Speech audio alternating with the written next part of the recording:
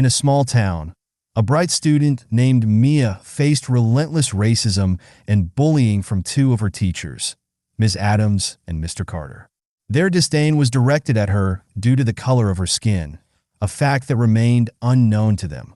Mia was the daughter of the school's principal, Mr. Thompson. Mia sat quietly at the back of the classroom, her deep brown eyes scanning the board as she diligently took notes.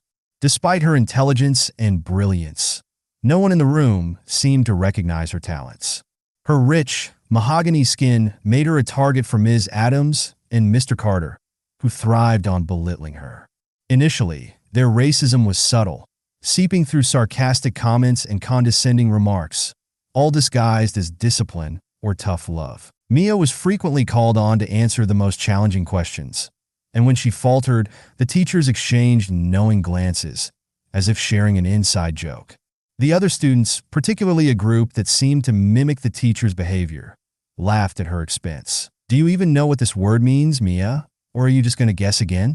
Ms. Adams sneered one day, her voice laced with scorn. Mia's heart raced as she fought to find her voice.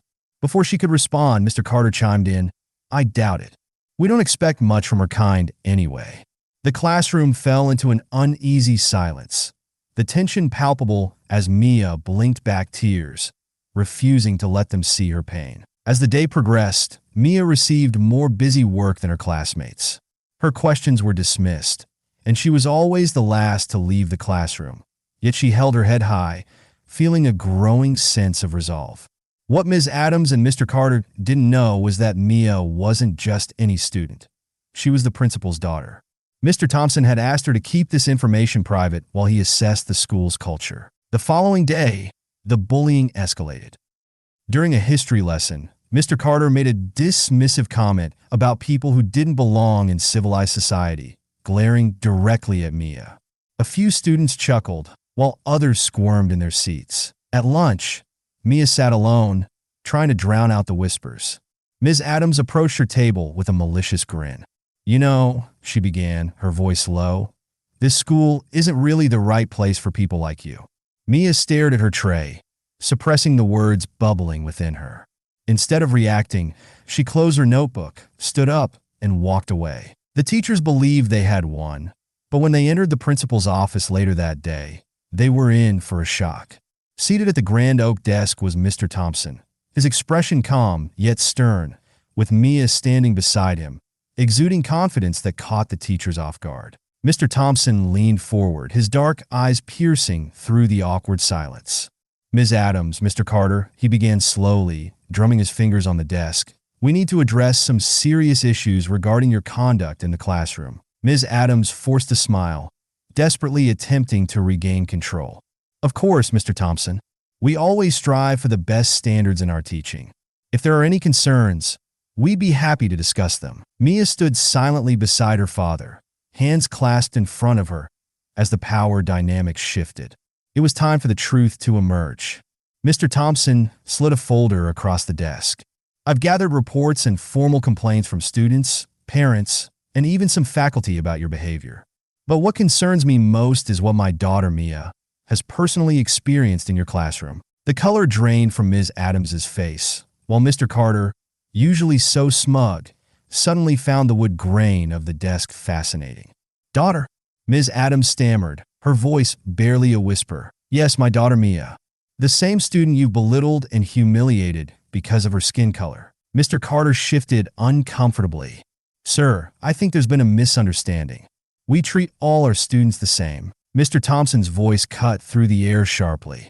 "It seems to me you've gone out of your way to make her feel less than human.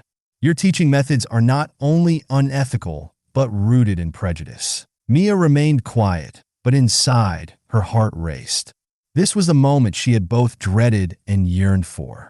Her father's unwavering support strengthened her resolve to stand tall. "I don't think you understand the gravity of the situation," Mr. Thompson continued, rising from his chair, his tall frame towering over the teachers.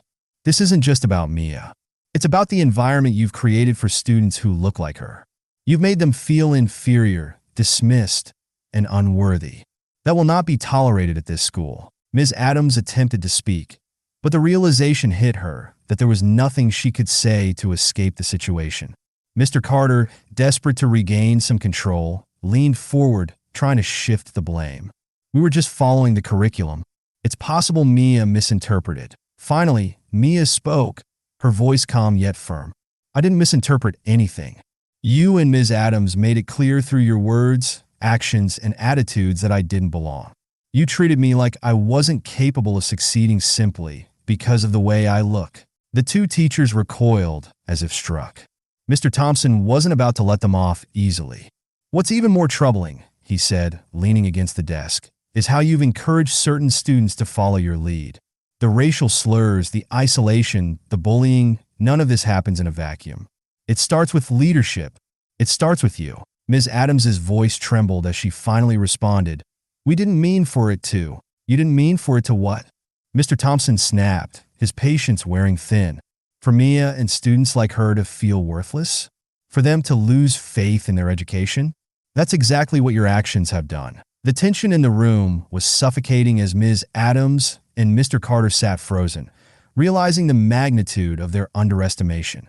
Not only of Mia, but also of her father. Mr. Thompson straightened up, looking them both in the eye.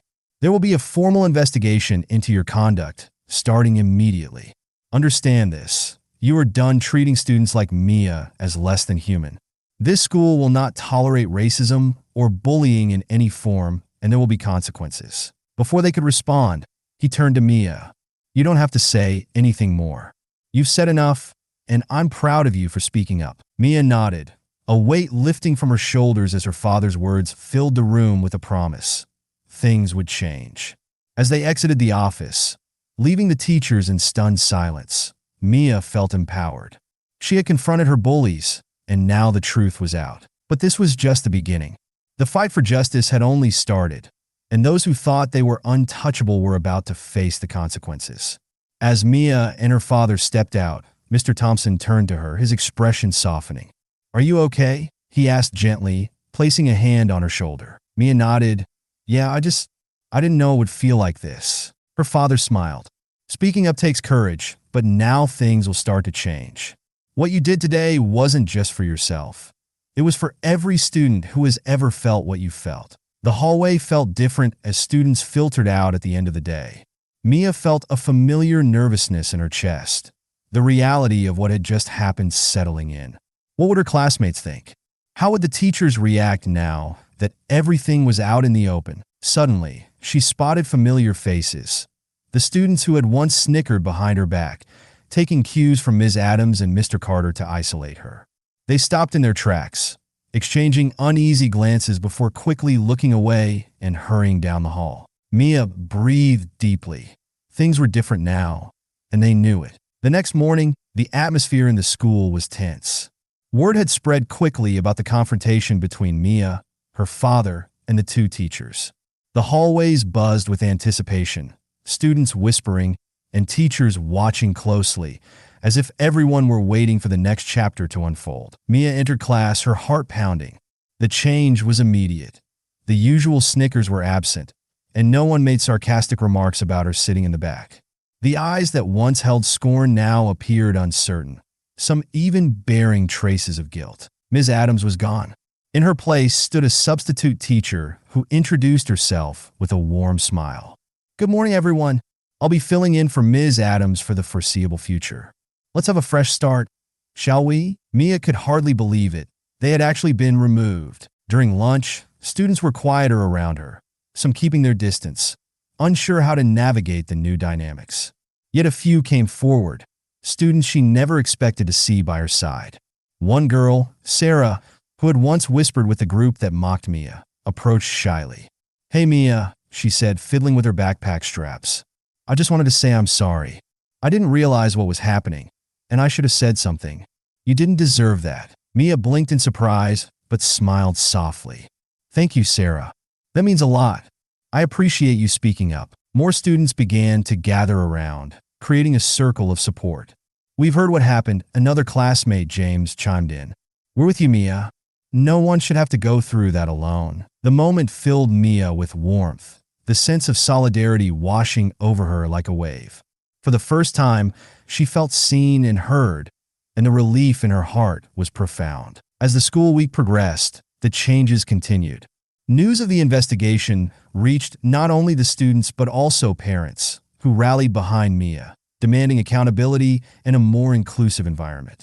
The school board held meetings to discuss the situation, implementing anti-racism training and workshops for faculty and staff. Mia's bravery in coming forward had sparked a movement, igniting conversations that had long been buried. She became a quiet leader among her peers, attending meetings where students shared their own experiences and advocated for change. One day, during a school assembly, the principal announced the creation of a new committee dedicated to fostering inclusivity and understanding within the school. He looked directly at Mia, his pride evident. "I'd like to invite Mia Thompson to speak about her experiences and how we can all contribute to making our school a better place for everyone." With her heart racing, Mia stood up in front of the entire school. The gymnasium was filled with students and faculty, all eyes on her. She took a deep breath, her hands trembling slightly as she clutched the microphone. "I want to thank everyone for their support," she began, her voice steadying. "When I stood up against the bullying and racism I faced, I never imagined it would lead to this moment. But I realized that my voice mattered, and so does every single one of yours.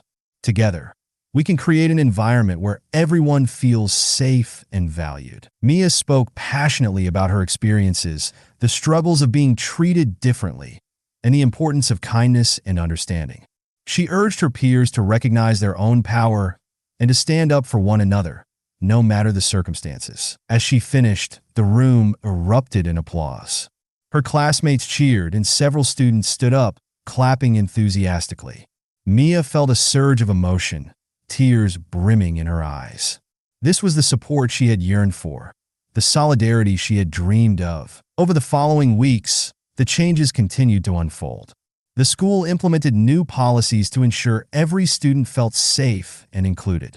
Mia found herself at the center of this transformation, encouraging students to share their stories and fostering a sense of community among her peers. The two teachers, Ms. Adams and Mr. Carter, faced serious consequences for their actions, both losing their positions and facing repercussions from the school board. The case drew attention beyond the town, sparking discussions in local news about racial injustice in education. Mia's family stood strong beside her throughout the entire ordeal. Her father praised her courage, telling her how proud he was of her resilience. Her mother, who had always supported her quietly, became more involved, joining the Parent-Teacher Association and advocating for further changes within the school system. Mia also formed friendships with students she had never connected with before, expanding her social circle as they bonded over shared experiences and discussions about how to navigate a world still rife with prejudice. One of her new friends, Aisha, shared a similar story of bullying, and together, they became an unstoppable force, advocating for others who felt unheard. By the end of the school year, Mia had transformed from a quiet student marginalized by her teachers into a powerful voice for justice and inclusion. The school had implemented a student mentorship program, allowing older students to help guide younger ones, fostering a sense of community that Mia had always longed for. In her final speech of the year, Mia reflected on the journey. "We've learned that standing up for one another is crucial. We all have the power to create change, no matter how small.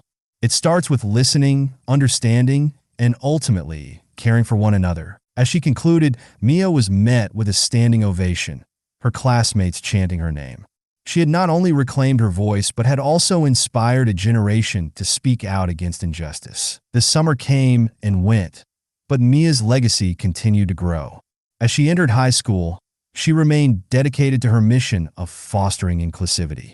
She joined clubs focused on social justice and became a mentor for younger students facing similar struggles. With each step, she remained vigilant, knowing that the fight for equality was ongoing. But now she felt equipped to face the challenges ahead. Mia had discovered her power, and with it, she had ignited a spark that would illuminate the path for countless others. Mia's journey was not just about confronting her teachers. It was about embracing her identity, building a community, and ensuring that no one else would have to endure what she had faced. Her story became a testament to the strength of the human spirit and the importance of standing together against injustice. In the end, Mia had transformed not only her own life, but the lives of those around her. She had become a beacon of hope and resilience, showing that even in the darkest times, courage could shine through, paving the way for a brighter future.